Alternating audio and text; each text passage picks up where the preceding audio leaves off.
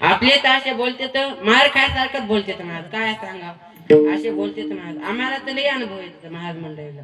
आता आम्ही खेड्यापाड्यात कीर्तन असलं की ते 8 ते 10 या टायमाला कीर्तन असते, आणि शहरात गेलं की 9 ते 11 नाही तर 7 ते 9 या टायमाला कीर्तन असते. मग ते शहरातलं कीर्तन झालं की ते वेगळेच बोलणार लोक आमच्या जवळ येणार, नमस्कार महाराज, नमस्कार नमस्कार नमस्कार, येता का आमच्या घरी दुधाला दुधाला. मग आम्ही त्यांच्या घरी दुधाला जावं, आणि मग त्यानं बायकोला हाक मारावी, ए सुनीता, अगं ए सुनीता, अगं उठतेस का ग. म्हणजे उठत असा ज्याचा म्हणण्याचा अधिकार नाही तो शिकलेला. मग ते स्मिता ते कसं माहितीये का, हे असे केस माग मोकळे सोडलेले, कोण सोडते ते की माझ केस माग मोकळे सोडलेले, हे भवयाचे केस कापलेले, हे कोण कापते तर की याला काय मोहळ बसते तर की काय देव जाणे.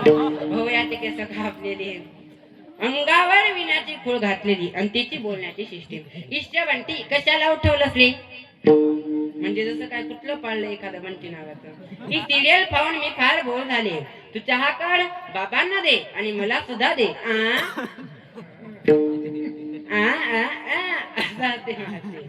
आणि आपल्या खेड्यापाड्यातला म्हणत ना, त्याचं काय बघायचंच काम नाही.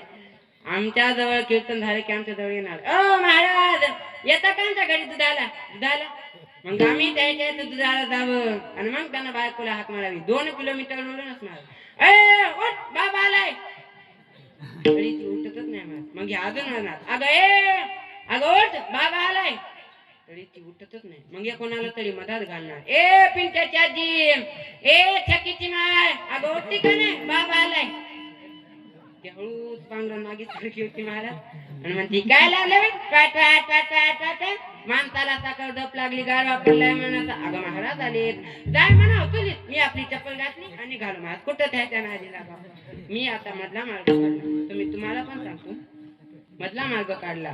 बापू तू त्रास देऊ नको, बायकोला त्रास देऊ नको, सुट्टे 10 रुपये दे, मी रस्त्यानं पिकू, कुठं द्यायच्या नादी लागा.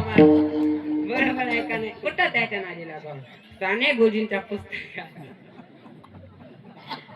साने गुरुजींच्या पुस्तकात मी फार सुंदर एक भाव वाचला होता, फार सुंदर आहे. साने गुरुजी एका दिवशी आंघोळ करतात, आणि आंघोळ केल्याच्या नंतर साने गुरुजी आपल्या आईला म्हणतात की आई तुझा पदर आथरना ग, मला तिकडे यायचे चालत चालत.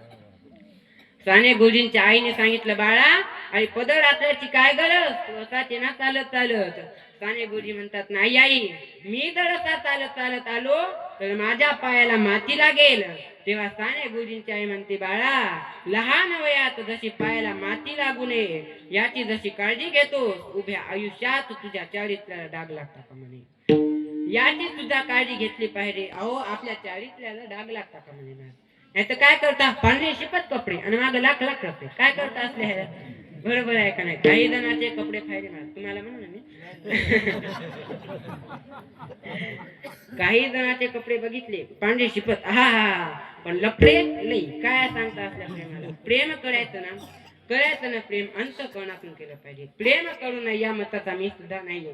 प्रेम केलं पाहिजे, कारण प्रेम परिचय को पहचान बनाता है, प्रेम गुराखी को गुलिस्तान बनाता है, और मैं कहता हूँ प्रेम ही इंसान को भगवान बनाता है, प्रेम ही इंसान को भगवान बनाता है. नक्कीच प्रेम